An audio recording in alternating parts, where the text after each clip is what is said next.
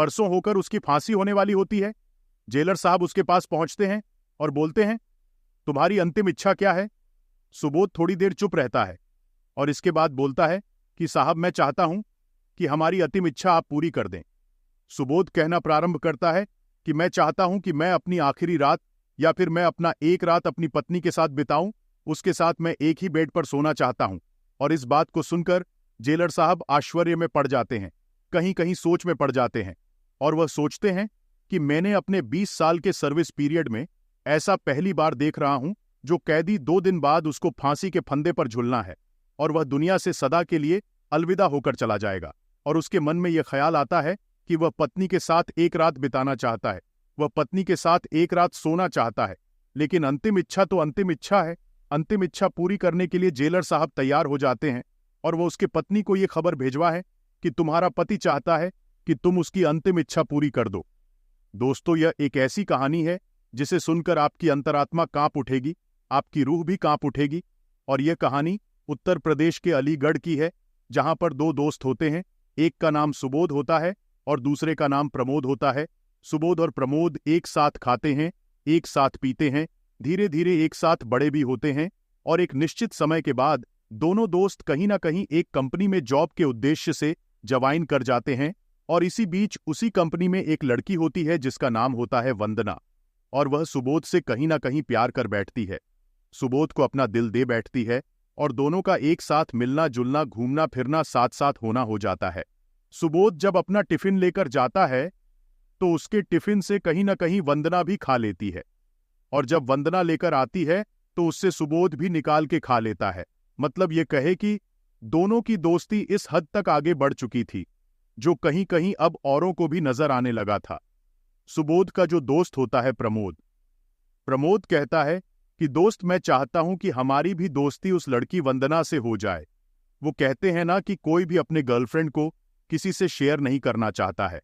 अब सुबोध कहता है, सब कुछ शेयर कर दूंगा लेकिन गर्लफ्रेंड शेयर नहीं करूंगा, क्योंकि गर्लफ्रेंड अब हमारी है, तो हम आपको या फिर हम तुम्हारी उससे बात क्यों करवाए।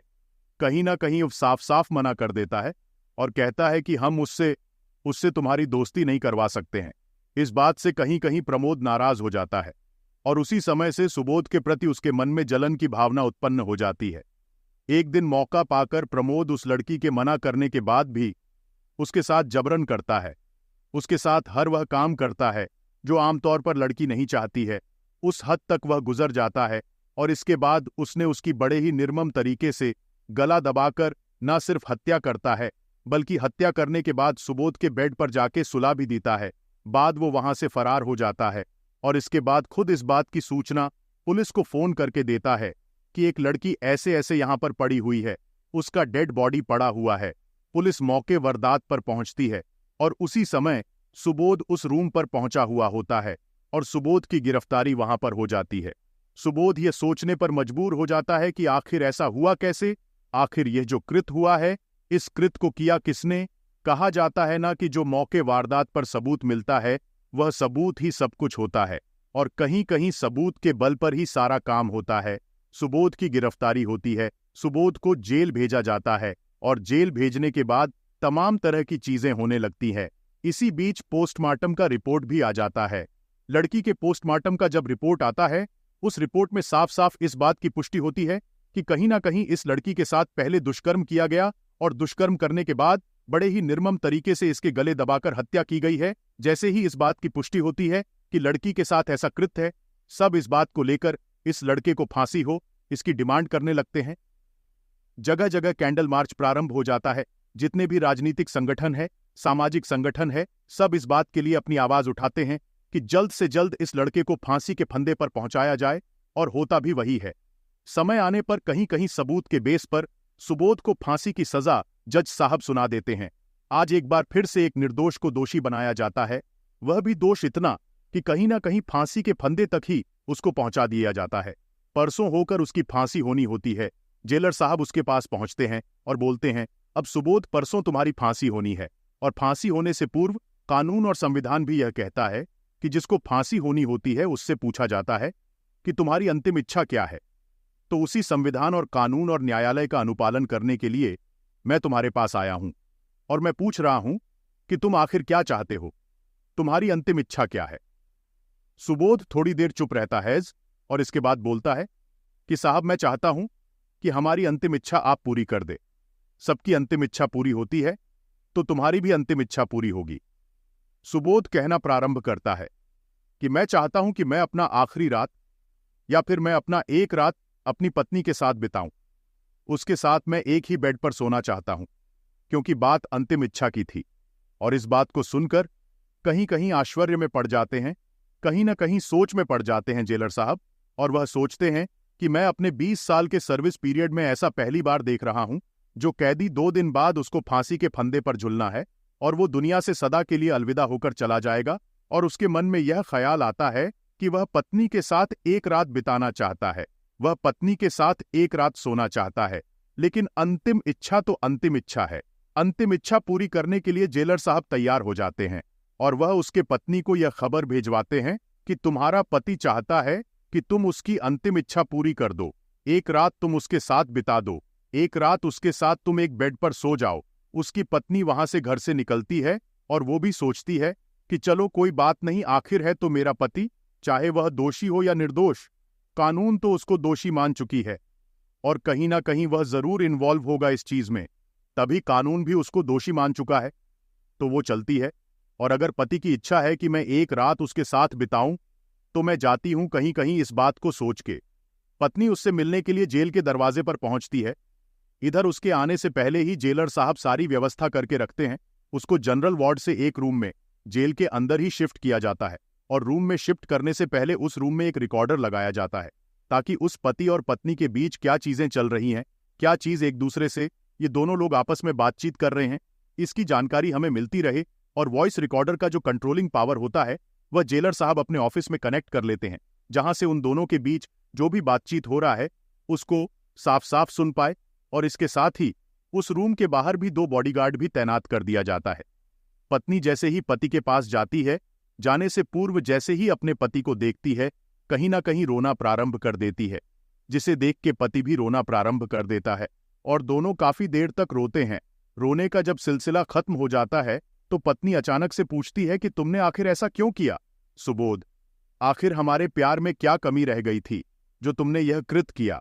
और अगर कृत किया भी तुमने, किसी से प्रेम अगर किया भी, तो उस प्रेमिका को तुमने मारा क्यों?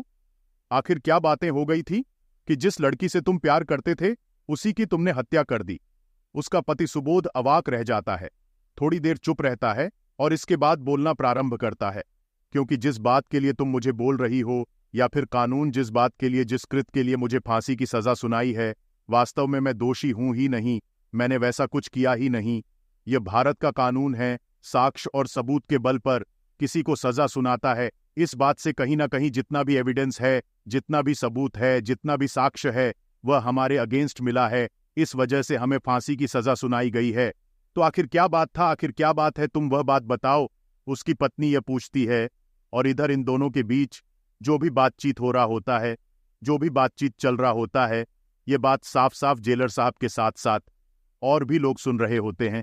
सुबोध बोलना प्रारंभ करता है, हमारी कंपनी में जहां कि हम और प्रमोद दोनों एक साथ काम करते थे, वहीं पर एक लड़की होती है जिसका नाम वंदना होता है और वंदना से हमारी दोस्ती हो जाती है, इतना कि वह हमारा टिफिन खा लेती है और हम उसका टिफिन खा लेते हैं। और कहीं ना कहीं यही एक दोस्ती थी हम लोगों के बीच और बाकी दूसरा कुछ भी नहीं था, हमारे बीच अटैचमेंट था। पत्नी पूछती है फिर इसके बाद क्या हुआ, तो कहानी बताना प्रारंभ करता है। इसके बाद वंदना हमसे बोलती है कि हम एक दिन तुम्हारे रूम पर जाना चाहते हैं, नाश्ता करना चाहते हैं, खाना खाना चाहते हैं, और हम भी उसको इस बात के लिए मना नहीं कर पाते हैं और उसको बुला लेते हैं। कहीं कहीं प्रमोद भी पहले से उस रूम पर पहुंचा हुआ होता है और हम बाजार सब्जी लेने के लिए गए हुए होते हैं। इस बीच प्रमोद उसके साथ क्या किया नहीं किया इस बारे में मुझे कोई जानकारी नहीं है, लेकिन जब मैं सब्जी लेकर आता हूं तब तक वंदना का मृत शरीर हमारे बेड पर पड़ा हुआ रहता है और वहां से प्रमोद फरार रहता है। मैं कुछ सोच पाता, मैं कुछ समझ पाता। कुछ देर के बाद पुलिस आती है और पुलिस हमें गिरफ्तार कर लेती है, बिना कुछ कहे, बिना कुछ सुने, क्योंकि मौके वारदात पर वंदना का डेड बॉडी मिला था। इस बात को लेकर कहीं कहीं न्यायालय, साक्ष्य, कानून, यह सब हमारे खिलाफ होता है और पुलिस हमें वहां से गिरफ्तार कर लेती है ऐसा कहकर वह फप फप के रोने लगता है। उसकी पत्नी भी रोने लगती है। दोनों काफी देर तक रोते हैं और यहां तक कि जो गेट के बाहर जो बॉडीगार्ड खड़े होते हैं उनकी इस बात को सुनकर वह लोग भी रोने लगते हैं। जेलर साहब जो अपने ऑफिस से ये सारा कुछ सुन रहे होते हैं, वॉइस रिकॉर्डिंग के माध्यम से उनके कानों तक जो आवाज जा रही होती है, बातों को सुनने के बाद कहीं ना कहीं जेलर साहब के भी आंख में आंसू आ जाते हैं। पूरा जेल का जो माहौल होता है वो कहीं ना कहीं गम में बदल जाता है। सुबोध आगे अपनी कहानी को बताना प्रारंभ करता है। भारत का कानून अंधा होता है और कहीं ना कहीं यह अंधा कानून ही है। काफी इन्वेस्टिगेशन, इसमें बहुत ज्यादा कुछ नहीं हुआ और साक्ष्य और सबूत जो मौके वारदात पर मिले उस बेस पर हमें फांसी की सजा सुना दी गई। तो कोई बात नहीं, अगर हम चाहेंगे तो हमारा और तुम्हारा मिलन फिर होगा। तुम जाओ, तुम्हारे दो हैं, बच्चों को अच्छे से देखभाल करना और इस बात का जिक्र अपने बच्चे से मत करना कि हमारे साथ क्या हुआ था, नहीं तो आने वाले समय में कहीं ना कहीं कानून, शासन और प्रशासन पर से उन दो मासूम बच्चों का भी भरोसा खत्म हो जाएगा। और ये बोल के सुबोध फिर से रोने लगता है। उसकी पत्नी जैसे ही थोड़ा सा आगे बढ़ती है, पूरा जेल का माहौल गमगीन हो गया था। सब लोग रो रहे होते हैं। बॉडीगार्ड के साथ साथ जेलर, जेल के जितने भी स्टाफ हैं, कर्मचारी है, सब लोग रो रहे होते हैं। इस घटना को देख के जाते पत्नी पति को देखता है और पति अपने पत्नी को, मतलब सुबोध अपनी पत्नी को देखता है और उनकी पत्नी सुबोध को देखना प्रारंभ करती है। दोनों एक दूसरे को मुड़ मुड़ के देखते हैं और जब अपने पति को रोता हुआ देखती है तो वो फिर से उसकी पत्नी वहां पर पहुंच जाती है और न सिर्फ पहुंचती है बल्कि उसके पैरों पर गिर पड़ती है और कहती है, पतिदेव, आज मेरा और आपका ये आखिरी मिलन है। मैं चाहती हूं कि 1 से 2 मिनट में और आपके पास रह जाऊं। जेलर साहब इस बात की अनुमति देते हैं। 1-2 मिनट और बिताती है उसके साथ। इसके बाद फिर से जाना प्रारंभ करती है और बोलती है, आज आपका और मेरा यह आखिरी मिलन है और मैं अब जा रही हूं। पत्नी अपने घर चली जाती है। लेकिन इस बीच जितने भी लोग होते हैं, इस बात की चर्चा कहीं ना कहीं कान कान प्रारंभ हो जाती है कि आखिर एक निर्दोष को फिर से आज फांसी के फंदे पर भारत का कानून, भारत का संविधान पहुंचाने जा रहा है। इस बात की चर्चा पूरे जेल में फैल जाती है। इस बीच जेलर जब उस पूरे वॉइस रिकॉर्डर को दोबारा सुनता है तो उसके मन में अचानक ये ख्याल आता है कि आज फिर एक निर्दोष को फंसाया जा रहा है। कानून और संविधान कहीं कहीं फिर आज एक निर्दोष को फंसा देगी। परसों होकर सुबोध को फांसी हो जाएगा तो मुझे कुछ करना चाहिए। अगर हम अपने पूरे सर्विस पीरियड के दौरान अगर ऐसा नहीं कर पाए तो फिर मेरे रहने और नहीं रहने का कोई फायदा ही नहीं है। जब हमारे आंखों के सामने एक निर्दोष को फांसी के फंदे पर पहुंचाया जाएगा, अचानक से पूरे जेल में इस बात की चर्चा हो जाती है। अपने अधिकारियों को बात की सूचना देते हैं और एक हाई लेवल का मीटिंग बुलाते हैं। जेलर साहब उस मीटिंग में प्रशासनिक अधिकारी के साथ साथ राजनीतिक दल, सामाजिक दल, इसके साथ साथ कई सारे भूतपूर्व जज भी वहां पर पहुंचे हुए होते हैं। इस बात की चर्चा वहां पर प्रारंभ हो जाती है और जो जेलर होते हैं वो उस वॉइस रिकॉर्डर को वहां पर चलाते हैं। उस रिकॉर्डिंग को सुनने के बाद सब लोग आश्चर्य में पड़ जाते हैं कि आखिर भारत का कानून यह क्या करने जा रही थी। और इस बात का निर्णय होता है कि आखिर सही में दोष तो उसका दोस्त प्रमोद है, तो फिर सुबोध को फांसी क्यों। इस बात की चर्चा वहां पर होने लगती है और सब लोग इस बात का डिसाइड करते हैं कि कहीं कहीं अब सुबोध को रोका जाएगा और प्रमोद को फांसी के फंदे पर पहुंचाया जाएगा। अगले दिन इस बात की सूचना सुबोध के घर जाती है कि तुम्हारे पति को बाजत रिहा किया गया है। इस बात को सुनकर पत्नी बहुत ज्यादा खुश हो जाती है और खुश होने के बाद भारत के संविधान पर और भारत के कानून पर फिर से दोबारा से वह भरोसा कर बैठती है, क्योंकि सच्चाई कुछ और था और सच्चाई यह था कि प्रमोद ने वंदना का कत्ल किया था, न कि सुबोध ने।